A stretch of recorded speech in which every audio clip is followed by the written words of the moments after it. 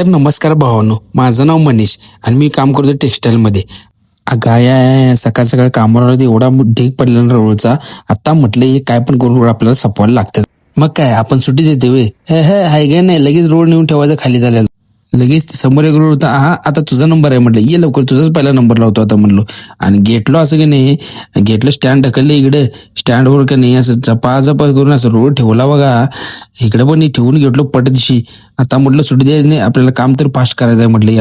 हे रोड लावलेलं की नाही हे असं बांधून घ्यायला लागते. जर नाही बांधून घेतलो की नाही तर सगळा रोड खालीच करून टाकते सगळं, म्हणजे सगळे कापड खालीच. मग हे असं बांधून घेतलो की नाही लगेच पिना लावून घ्यायला लागते बघा. हे पिना कशासाठी लावायचं, ते पुढे मशीनवर कापड आपल्या पण पिनामुळे व्यवस्थित जाते, म्हणजे कापड फाटाफाटीचा विषयच नाही हो. म्हणजे कसं एकदम दणक्यात एकदम फास्ट मध्ये काम करायचं, करायला जायचं.